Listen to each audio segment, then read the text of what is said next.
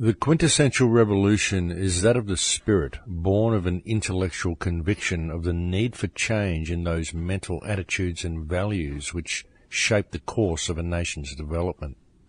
A revolution which aims merely at changing official policies and institutions with a view to improvement in material conditions has little chance of genuine success.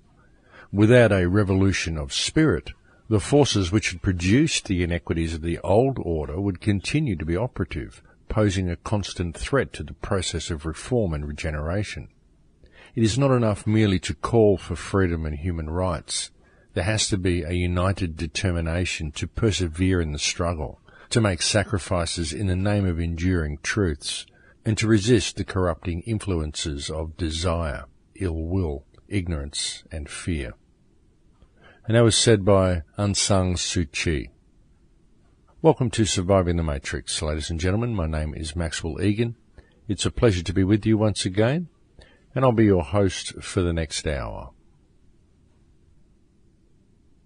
Now, when looking at the world today, there is little doubt that what is required to change it is an evolution of spirit, a change in the general outlook of humankind. Well, I suppose I should say the in-look as well as the outlook, because that's really what a change of spirit is, isn't it? It's looking within and changing your perspective about how the world should operate, and changing your perspective of what your relationship with the world is, what your relationship to reality is, and how you look at the world.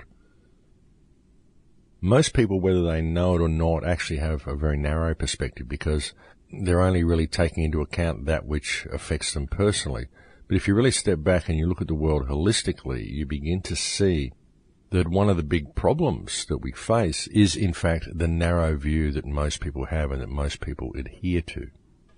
And this is not to say anything against such people. This is simply the way people have been trained to operate, because they're always kept in a state of scarcity, and so they tend to only pay attention to that which affects them personally, rather than taking a wider view of things, simply because they never really have the time to do so. They're always kept on the treadmill, they're always kept running after paper and looking after their family and making sure that everything's okay in their personal life, and so they just don't have time to look around them and to really look at the bigger picture.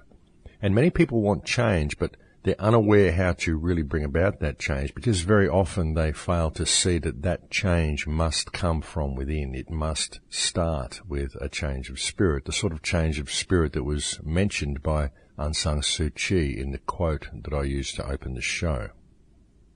And in that quote, you could see that Aung San Suu Kyi recognized that it isn't just about changing the political system and putting in a new party or a new government, because if we don't change our spirit and change the perspective of how we view things, then all we will do is end up constructing a system which has all of the traits of the old system, which made the old system so dysfunctional. So essentially, if we want to bring about any real change, we have to do it from the ground up. And we have to look at things in a completely different way to the manner in which we currently view them. And personally, I think that this is the year that we're going to do this, folks. I think this is going to be a very, very significant year, especially over the next couple of months. I can just feel that there are major things going on in the field.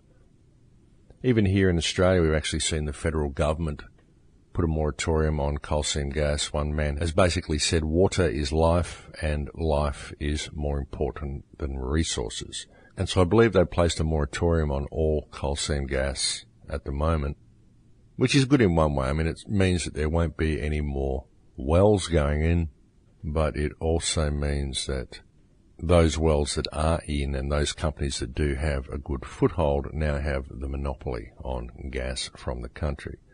Personally, I think a moratorium is a good start, but what we need is to see the closure of all of the gas fields that are currently operating. We just don't need this stuff, and we certainly don't need wells to go ahead, because the wells that are now operating will continue to be fracked, because that's what they do, folks. Very often a well will be fracked up to 5 times. And so this is still a major, major problem, and we need to see the closure of the wells, not just a ban on any new wells being operated. I'd say that most of the major wells have already been put in, and there is a great deal of gas already being shipped overseas. And bear that in mind, folks, if you are an Australian, the gas that is being harvested from coal seam gas mining is being shipped overseas, all of it. So there is no benefit for any local community in supporting coal seam gas in your area. Just thought I'd throw that in there. That's the way they did it in this country, you see, folks. They went to areas and they promised the area that it was going to be a huge boon, and they were going to get a new power station for the area, and the price of electricity was going to drop, and it was going to be a huge boon for the community to have one of these gas fields nearby. But then once they've got a foothold into the land, they gradually roll back all of the promises they made, and eventually what you find is that all the gas is being loaded into pipelines, and it's all being shipped out overseas to China and places like that. So they've lied on every single count, folks, and I imagine that they are doing this in other countries as well. So yeah, that's just something to bear in mind, but I've got a little bit off topic with that one. But the point I was trying to make was that we are seeing a change of perspective, even within some politicians. I mean, just the fact that a politician stood up and said this, hey, water is life, life is more important than resources, it needs to be stopped now, and he actually got it through Parliament. Well, that does show that there are some people within the political system that actually still have a spark of sanity somewhere buried in their minds. So it's good to see that happening. And hopefully we'll see more of this sort of stuff going on. But the thing is, it's becoming so apparent now, folks. People, even within the political system, who may have started and got into politics for their own self-centered and self-motivated reasons, are perhaps beginning to wake up a little bit and see that they are just people. And that's really the thing, folks. I mean, people who join politics do so for one of two reasons. One is that they are simply sociopaths and want to control people and believe politics is a well-paying job and a way to put yourself above the system, and they join for solely self-motivated reasons. But there are other people who probably join politics because they want to make positive change. And they get in there and they see what they're swimming in, and it just never really works out for them. They may get elected to office at some stage, but keeping that office can be very hard, and they find that they can never really get to a position of real power. Even though they may be good people and they may have good ideas and they may be what the people need, they'll never really get to a position where they're able to make positive change. But nevertheless, some people, I'm sure, did enter into politics with the best of intentions. It's just that those who are more likely to succeed in politics tend to be those with sociopathic tendencies. And I'd say many of the other politicians who never quite get to positions of real power are beginning to realise this now, and they're beginning to see just how out of control the ship of state currently is. Because we're heading for the rocks, folks, and I would say that even some of the politicians are now beginning to notice that there doesn't appear to be anybody at the rudder. And look, I think it's important to really consider that statement as well, folks. The concept that there is not really anybody at the rudder. Because after spending years and years investigating this global situation, after going down rabbit hole after rabbit hole, after pointing my finger at various cabals and various ruling elites and the Illuminati and all sorts of stuff, what I find is that, yes, there is a cabal, and it's basically a banking cabal. It's a banking cabal sort of combined with a monarchy that really has the control on this planet. And the way they do it is through marginalization and corporatism. You know, even the story of the economic hitman, this is the way they take over and control the planet. They use the monetary system to keep people in a state of scarcity. And ultimately, folks, what you see when you look at it, if you want to get right back down to a basic level, you see that the money system is designed to keep people in a state of scarcity and keep them on the treadmill so that they never really notice what's going on around them. And the function of the monarchy and government system is to harvest all the resources of the earth and to control and genetically tinker with mankind, because we are most certainly being tinkered with on a genetic level. I mean, you've only got to look around at all the GM food and the electromagnetic radiation and everything that we're subject to see the reality of this, folks. And there's so much stuff going on. I mean, really, when you look at it, the chemtrails, the GM food, the whole lot, it's so disorganized and dysfunctional. And really what you see is that it's one big experiment. I mean, think about it, even with transhumanism and GM food and genetic modification and all of the stuff that they're doing to the environment, you've got to understand that they don't really know what's going to happen because everybody's genetics is slightly different, so you never really know what you're going to get when you start putting these things out into the environment. And what you begin to see is that what we really have here is a haphazard experiment. It's almost like consciousness gone mad. And it's this haphazard attempt to turn the life that exists on this planet into another form of life, or to create some type of new life out of this life. But it's very, very haphazard. And I believe that by giving too much credit to those who are actually in charge of this whole mess, we actually make them more powerful. Because I think it's very haphazard. I think that there are so many compartmentalized systems who really don't know what the other hands are doing, and they're just following orders from above, and the people from above don't really know what's going on either. And everybody's lost in their ego and in their own little boxed view of reality. You know, we've got a military man who only thinks in that little box. We've got a social engineer who only thinks in that box. We've got a politician who only thinks in that box. We've got people who operate genetically modified food companies who only think in their own box. We've got scientists in all different fields of science who all only think in their own box. I mean, all you've got to do is look at the difference between a dentist and a doctor and someone like a naturopath, who all view the world in completely different ways. A naturopath views the body naturally and holistically. A doctor views the body from a perspective of science and chemicals. And a dentist views the body as a set of teeth with organs hanging off the bottom. So you've got completely different views of reality all the way down the line. And that's just three occupations who all deal with basically the same thing to a certain degree. It's the human body, or parts thereof. So even looking at that, you can begin to see how different the perspectives are. And when you think about all the fields that we've got out on this planet, all of the systems of control, the police system, the military, the weapons manufacture, genetic modification, the Food and Drug Administration, all of these things, I mean, the list goes on, political systems, religious systems, electromagnetic systems, the alphabet agencies, a myriad of different aspects of the scientific community. These are all very, very compartmentalized, and none of them really know what the other are doing, and each one is given a set of parameters from somewhere that delivers an agenda to them, and they are mandated to follow that agenda. So where does it all come from? Where does it all lead? Because when you really step back and look at it, it's complete chaos. Even the whole concept of the transhuman agenda that I espoused in my recent film, Transformation, where I talked about how the chemtrails and the GM food and the smart meters, and you put all this together, and what you have is an electromagnetic control grid and a merging of man with machine. But really, when you step back further and look at it even more, what you find is it's being done in a very, very haphazard manner. It's just coming out of different areas of human consciousness that all seem to have their own agenda.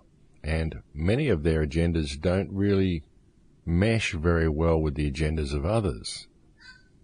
And though there is some sort of ultimate goal to enslave and control and to change life on this planet, it seems to be being done in a very, very haphazard manner.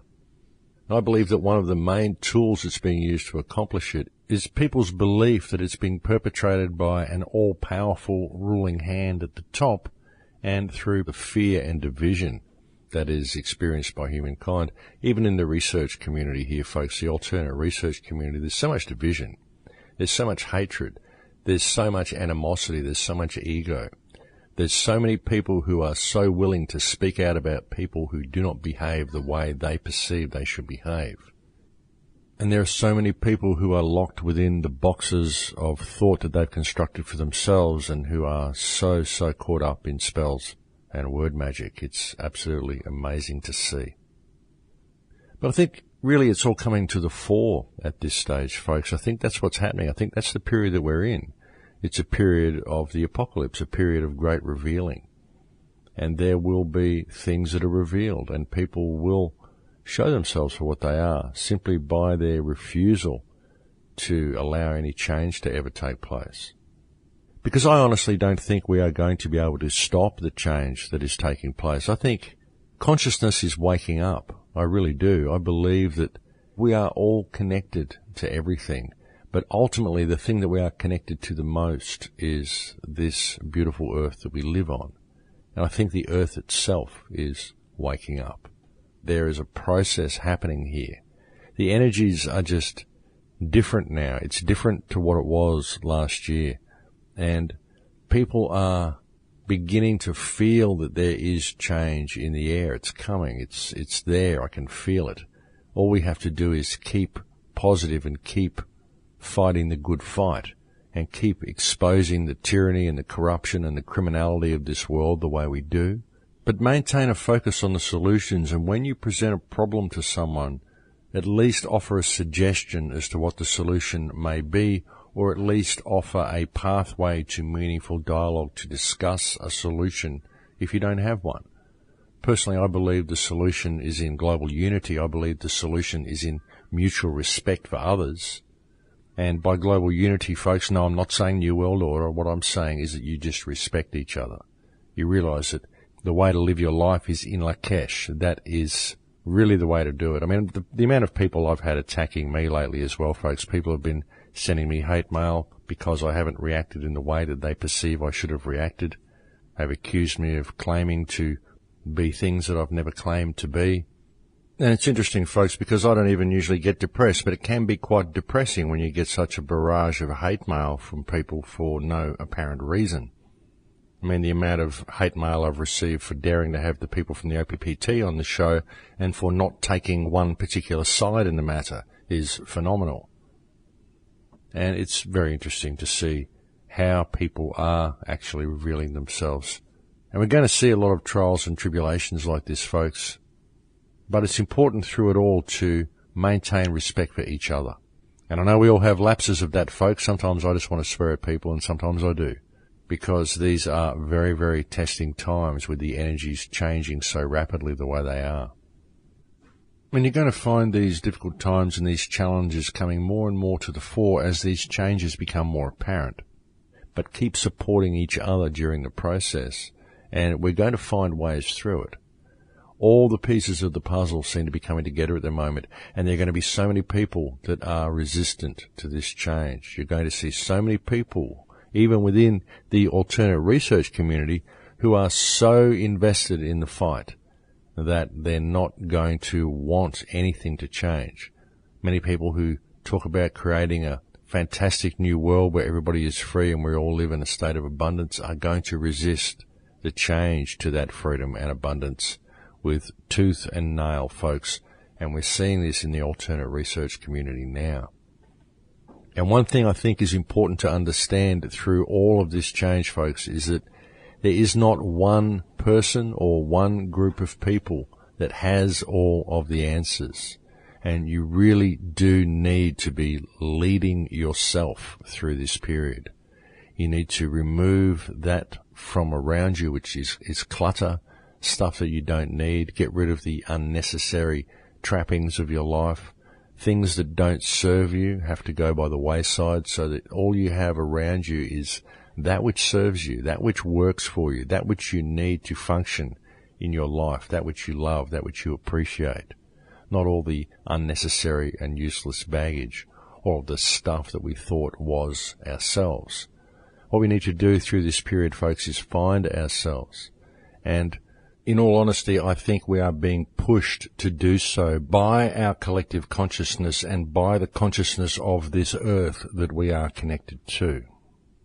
But as the collective memory comes more and more online, you're going to see a huge resistance to this from people who have a vested interest in maintaining the fight. You're going to find a lot of people through this period attacking others and attacking anybody who doesn't support their particular system. You'll find a lot of people seeing anybody else's perspective as an attack against them, and their ego will kick in and they'll wish to fight back and they'll hang on to their beliefs with tooth and nail. But what you're really going to find is that there are aspects of all of these systems which are good and which need to be all merged together. And you're going to see that, with the knowledge that we've got, because we have an incredible amount of knowledge as a species, folks, especially in the alternate research community. I mean, if I may say so myself, the people in the alternate research community, many of these people have gone down particular rabbit holes and they become very, very knowledgeable in their own fields.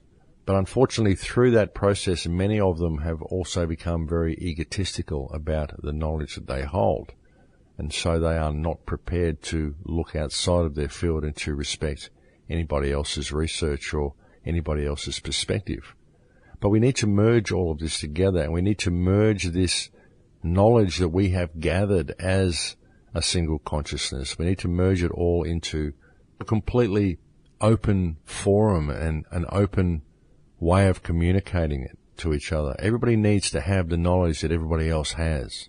And we need to merge this knowledge with the knowledge of our ancestors and the knowledge of the past. The knowledge of all reality, it all needs to come together, and everybody needs to view everybody else's perspective as valid. And together we can find out what the ultimate truth is. Because once we find the ultimate truth, which is the ultimate truth of ourselves, then we're able to move forward as a species in harmony with itself. And there is so much knowledge there for us, folks. The knowledge of everything we need to know, it's all in the field.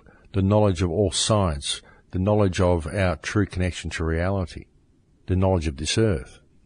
And, we may call it knowledge, folks, but really what it is memories, because that's what's happening here. This gaining of knowledge and this awakening of human consciousness that we're seeing is actually people remembering what it was like.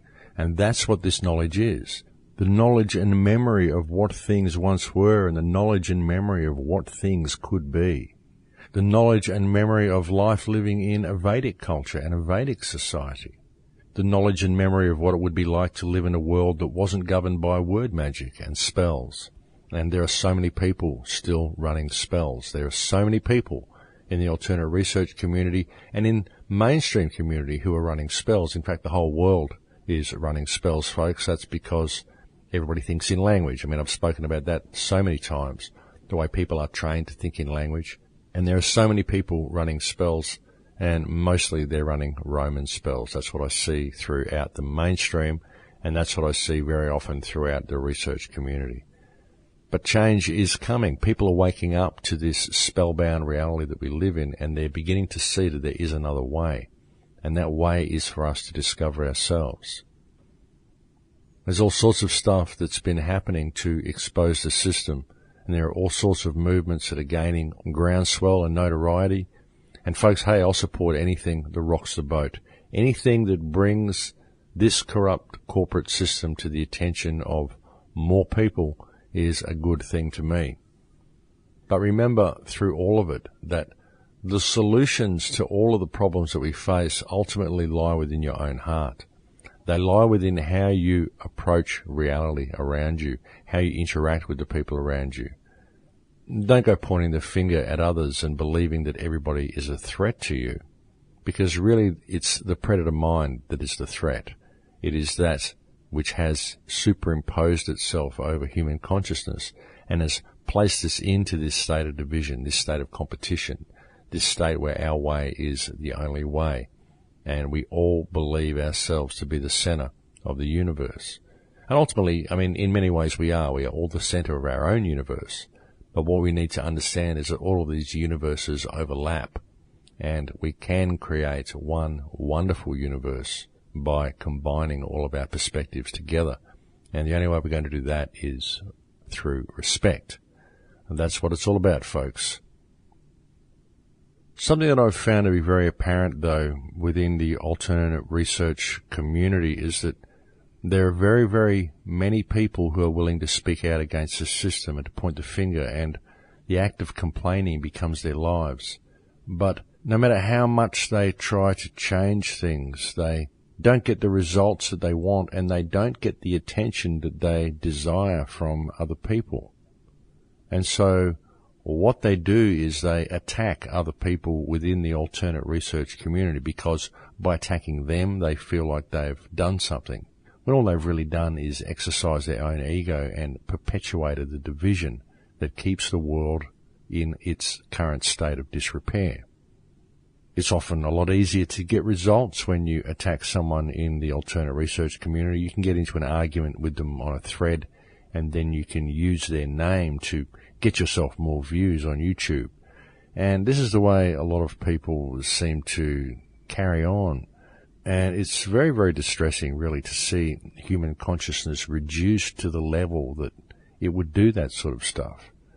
I mean, I get caught into it as well, folks. I mean, people start attacking me, and sometimes I'll go onto the thread and I'll make a few comments. I usually quickly realize it's just an energy harvest, and I soon turn away. But it's been very interesting to see how much people maintain the attack if they believe they're getting the attention that they desire through attacking other people. And it's because they get results, you see. They get results from other people. When they attack someone, they get people who comment and support them, or they get the person they are attacking get into an argument with them, and this gives them the energy that they need, because that's what they're attempting to do. It's all about energy harvesting, folks. That's why people attack other people in the first place. It's because they're disconnected from source and they need to harvest energy. That's why I believe the best way to deal with the problem is to really look at things holistically and to understand that we can change the whole thing by simply looking inside of us and changing our perspective and changing the way we interact with the world around us. And I know it's difficult, but try not to be drawn into arguments with people and energy exchanges with people, because ultimately that's what most of these things are. If it's not a rational debate where the two adversaries are respecting each other's opinion, and it's been reduced to an ad hominem attack and condescending remarks of personal belittlement against each other, then it's an energy harvest and you should leave the conversation.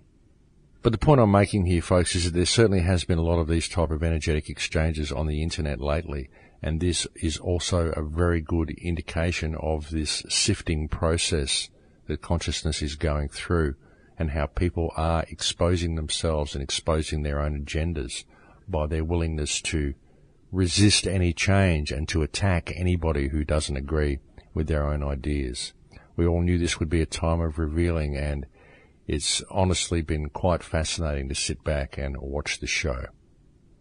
But I think it's break time here, folks, so I'll leave it there for now, and we'll go and have a break. Thank you for joining me on the air today. It's always a pleasure to talk to you, and I will speak to you again in a few minutes. Thanks for listening.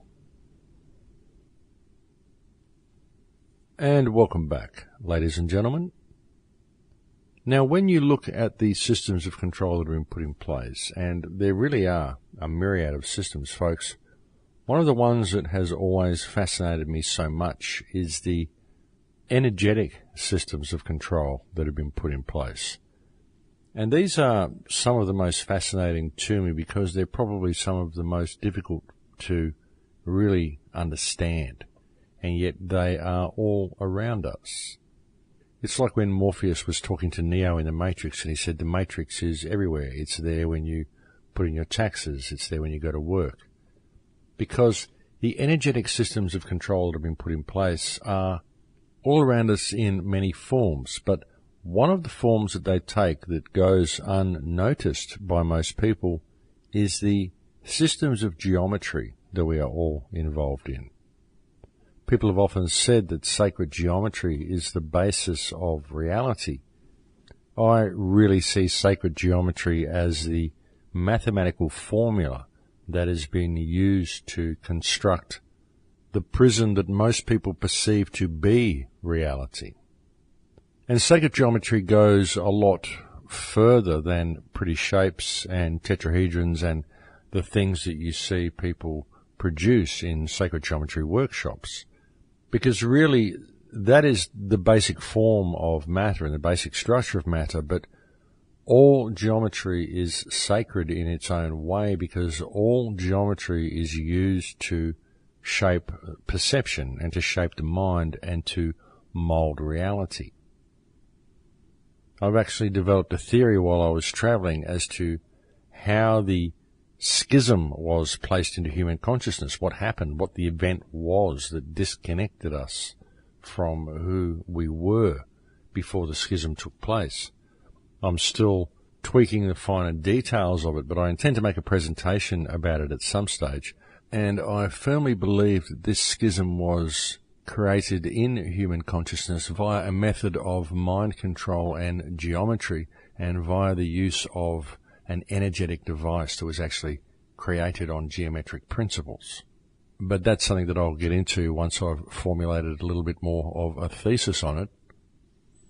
But really what I see when I look around me at our society, and I look around me at the structure of the world today, what I see is that one of the things that holds us into this reality and locks us into this control grid more than anything is the geometry of our civilization.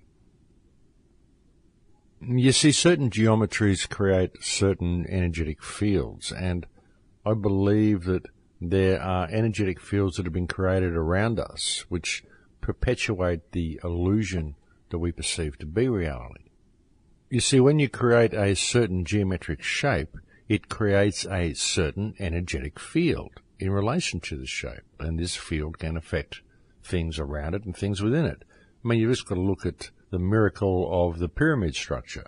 Many people have demonstrated on numerous occasions that you can create pyramid structures and they will sharpen knives, they will keep fruit fresh, they have a particular and very noticeable effect on things that they interact with. So if it is so for pyramids, then why should it not be so for other geometric shapes as well? And if so, then how would these shapes affect us? But I believe these shapes do affect us, and I believe that that's one of the reasons our civilization has been built to the geometric specifications to which it has.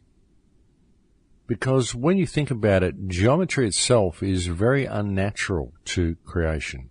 It's very unnatural for the human mind to have come up with something like geometry. And yet geometry, we're taught, is the basis of everything.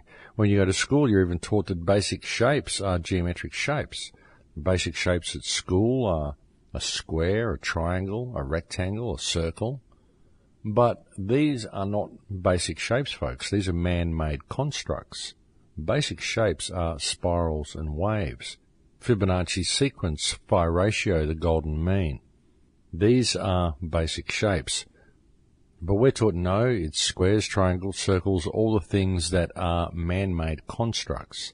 And so you can see how perception is altered at that very early stage of life, where we are first trained to look away from nature and to look away from the basic realities of the world around us, and to concentrate only on man-made geometry. And this instills within us, right from that very early time, the concept that the basic understanding of reality itself should be structured, geometric, and mechanical. And one might question why such is the case, and why such understandings have ever been imposed upon human consciousness, and where such understandings actually came from. And folks, this is something that perplexed me ever since I was a child. Where did we come up with all of this stuff?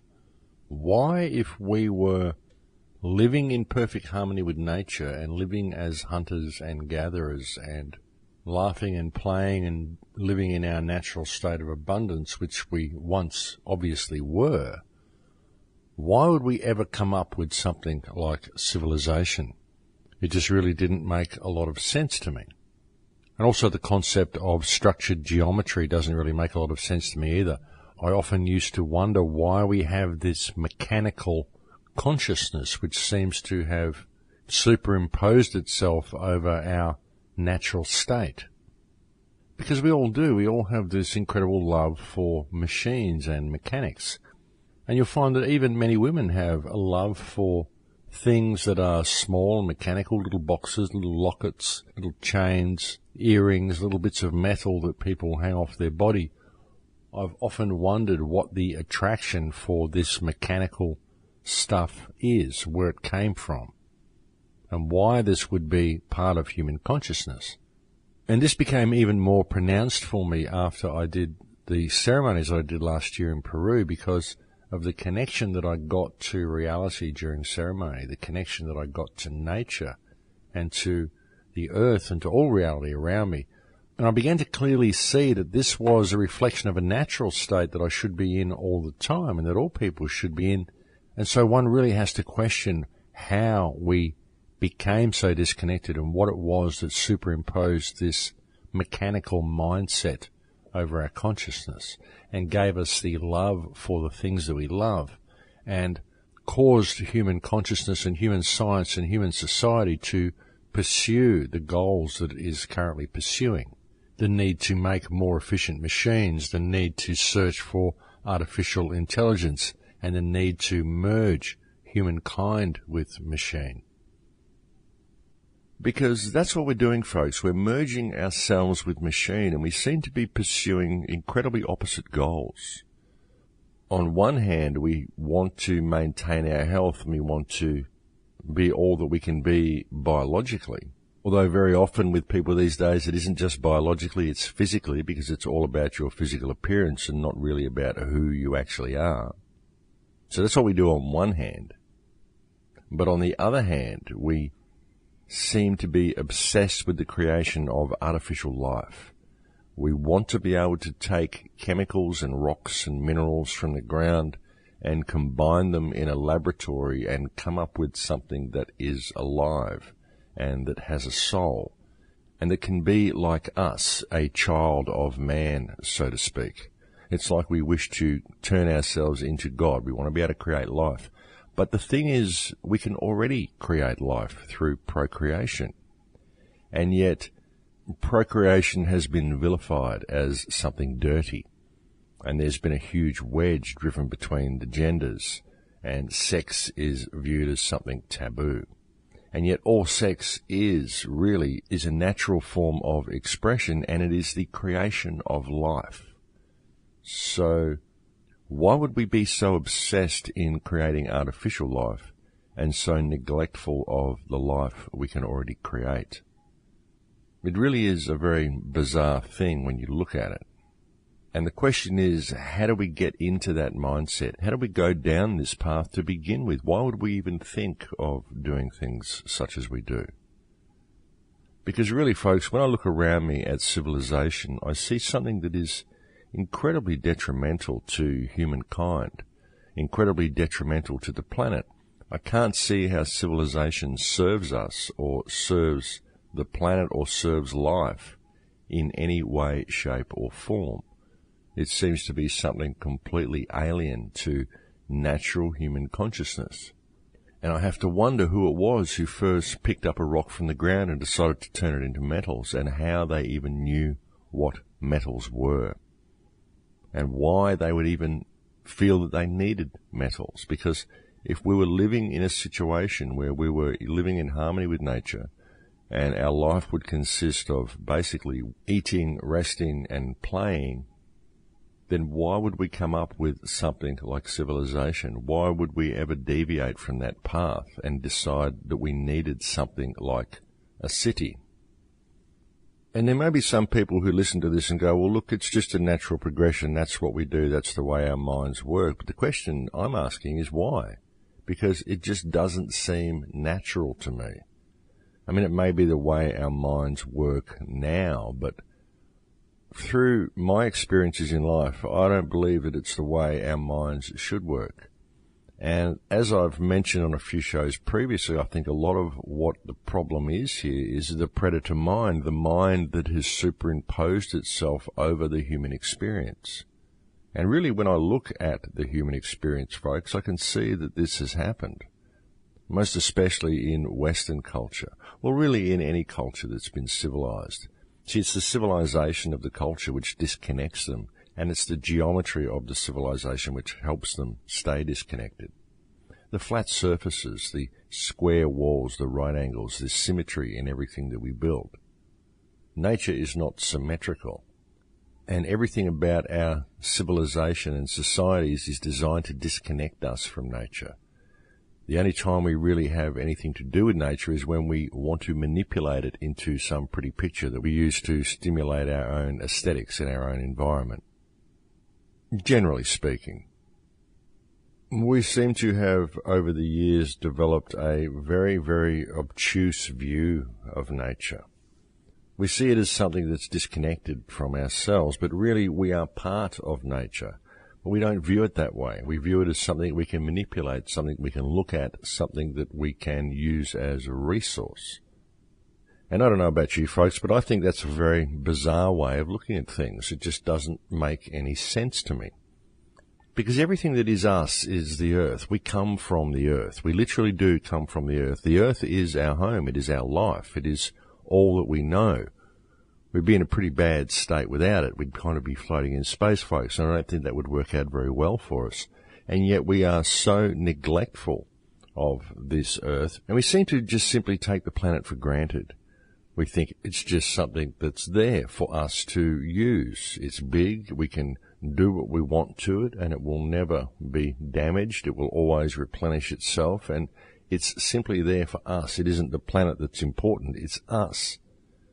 But really, I think that's a very boxed way of looking at things, because I think that we and this earth are absolutely connected to each other, and we shouldn't take it for granted at all. It isn't just a planet, it's our home. And it's alive, and our mind is connected to the mind of the earth and connected to the mind of the universe as a whole. Well, it's supposed to be anyway, but it's been disconnected, and the main tools that have been used to accomplish this have been energetic spells, really. I mean, word magic and geometry. You think about geometry, folks, why do the Freemasons go and use Euclid's 30-second supposition in everything they build? Why do they insist on doing cornerstones in certain places and creating the grids that they do across the planet? And do they even know what they're doing? Where did these ideas come from? Who gave them the directives to do these things? Who put the agenda in place to begin with? Because it's a very, very sophisticated agenda. I don't even think the Freemasons know what they're doing. But I think it's the geometry around ourselves and the word magic and spells that people are locked into. And word magic and spells, it's due to the way you think. It's due to always thinking in language and having certain words removed from the language and certain new words created within the language which spell a false reality to the people. You see, words are spells, folks. That's why you spell them, because they are spells. And if you are trained to think always in language, then you will only ever have the understanding of reality that your knowledge of the language allows you to have. And what you believe is possible will be based on this belief system and based on this understanding, based on the parameters you're given by science. And the thing is that not only are you given boxed parameters by science, but you are kept constrained by your understanding of reality because it is constrained by the language that you use. You see, when you're thinking in language, it cancels out intuition, it cancels out the language of the heart, it cancels out higher senses that you should have access to. Because when you're always thinking in language, then you're always locked in mind. You're always thinking with your mind, you're always perceiving reality with your mind. And if your mind doesn't have enough information to truly understand reality, then how can you ever truly understand reality? That's the way it works, folks. And again, with the geometry, these things set up certain electromagnetic fields, folks. This is why the Freemasons put things around the place the way they do. This is why the pinnacles are in certain places. This is why streets and roads are shaped the way they do. You see, it's the geometry in the cities themselves that create an energy field which also affects us. You know, we've got so many higher senses, and because we do, there are so many methods that can be employed to lock people down. There's all of this symbolism and electromagnetic stuff going on around them, and then there's also what's been done to our diets as well, and what's been done to the food, because this has really affected the biology of most people. It's really shut down people's memory circuits, their deeper memory circuits. It's created fungal growths in most people and candidas, and these fungal growths within the human body disconnect you from the energy field around you. They lock down your higher senses as well. So there's been so many things that have been done to us to make sure we are not connected to reality. And I think we need to pay attention to it all. And look, I suppose I've probably been a little bit all over the place with this show today. I didn't really come in with anything planned to talk about. But I'm just trying to offer suggestions of things to look at and things to notice about your environment, things to notice about the world that we live in, because once you start noticing all of these things and you start realizing that they are all very alien to human life, they are all very alien to what we should be doing and what we should be thinking, then you have to start wondering where they came from. And civilization itself is the big giveaway. When you look at all the flat surfaces and the symmetry and the disconnect from nature, you've got to wonder why we would ever come up with something like civilization. And really, as I see it, its main purpose is to not only disconnect us from nature, but also to disconnect us from ourselves and from the people around us. That's something I've noticed very much with civilization, folks, is that the more people you pack into a small space, the more difficult it is for them to connect with each other and get to know each other. People need to have their own space. They need to know their neighbours are not encroaching on their own personal area. When we live in situations like that, we find that we know our neighbours very well and we get along with our neighbours. You'll find that people in the country know all the people who live in the surrounding areas, and yet if you get people who live in an apartment building, you're lucky if they know the people next door or the people down the hall, because they're all packed into this tight area. They don't have any of their private space. They don't have any area where they can be themselves. And so it becomes very difficult for them to want to connect with the people around them because they're kept in such close proximity all the time. It's always fascinated me, folks, how the tighter people are packed, the more disconnected from each other they become. Mankind really is an endless source of fascination for me. But look, getting back on topic a little bit, folks, as I was saying at the start of the show, and as I've said on shows recently, I think this year is going to be a year of significant change. And I think that it's time for people to really pay attention to their surroundings and to pay attention to their own lives. And like I've been saying lately, if you've got clutter around you, ask yourself if you really need it. I mean, clutter isn't important. Stuff isn't important. What's important is your health, your relationship to those around you, and your relationship to reality, your relationship to life, your relationship to the earth. Because that's quality of life, folks. Quality of life really is your health and your relationship to the reality in which you live. And I think we are going to see some significant changes, and you've got to pay attention and you've got to be on board for those changes. I think now more than ever, people really have to start looking at their health. I think it's important for people to be aware of what they're consuming, what they're putting into their bodies. And as I was saying earlier in the show, I think it's time that we put down our animosities and realize that we have an incredibly intelligent global consciousness here, and there are so many people who have a piece of the puzzle. And if everybody can just put their egos aside and allow things to all come together onto the same table, I'm pretty sure we can find a very, very simple solution to the problems that we face. But we have to be prepared to do that. We've got to be prepared to respect the views of others and to all sit down together and work out a plan for a viable future. Because we can't allow things to go on the way they are. We can't allow our politicians to continue raping the planet and stealing the resources from us the way they are. And we have to understand that the change that we want, the shift that we want to happen, can happen if we choose to participate. And the only participation that's going to work has to be based on an attitude of mutual respect. If we don't have that, then we don't have anything, and we'll never go forward at all. Mutual respect is what's required. It's important to remember that there are no leaders in this battle that we're fighting, that it has to be a personal thing. There is no one way that is right. There is no one saviour coming to save the world. It's a collective thing. And the sooner we realise that, the better. I mean, really, people have to stop the infighting and seeing that their own way is the only way. But again, and as I said earlier, folks, we'll find that people are actually revealing themselves, and consciousness is revealing itself through this method as well, because there are many people who do have a vested interest in the fight. That's what their whole life is. It's about the fight. It's not about the change. It's not about winning. It's about the fight.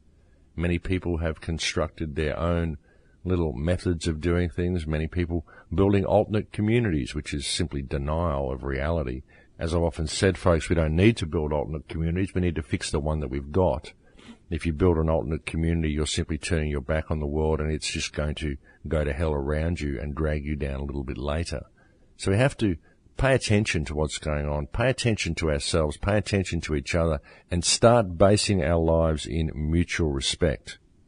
You know, mutual respect, folks, if we did that, that would be non-compliance to the system, because the system is designed to always support the economic model, not to support the people and not to respect the people.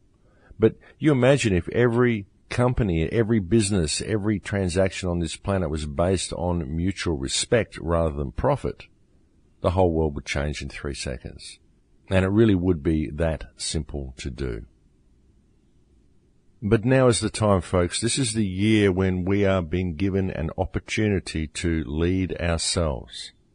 And it's time for all the people out there listening to this show to do that. Don't follow me. Don't follow anyone. Don't follow anyone who claims to be a leader. Be very, very wary of leaders, folks, because the only one you should be following is yourself, your intuition. That's what you're here to do, is to discover yourself. And that's what this time in history is providing people with, the opportunity to do that. And I think it's an incredible time to be alive. I think it is the most significant time in all of history, because never before in history have the workings of the machine been laid so bare, and never before has humankind been given such a wonderful opportunity on a silver platter, as it were, to discover themselves and to shift the paradigm. It's really a gift, folks. It's a gift from reality itself. It's a gift from consciousness. And I think we all owe it to ourselves, and we owe it to our species, and we owe it to our children to participate. Because that's all it would take, folks, simple participation in reality. But it has to be done from the right perspective. And of course, folks, that's all I've ever offered you on these shows, is my perspective as well. I don't ask you to believe anything I say. I don't wish to lead you down any corridors or any paths.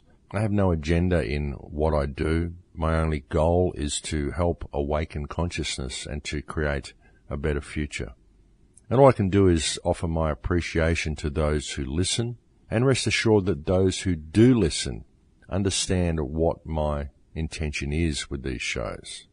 And admittedly, folks, I probably don't always get everything right, but all I can offer is my perspective and hope that it helps, because I really do believe that it is only going to be through participation that we change the world. And so that's what I'm doing. But I think we've reached the end of this show here, folks, and so I'm going to have to leave it there for now. I will have a little bit more news on the Full Circle project within the next month, and I'll be able to let you know where that is going and how that's going.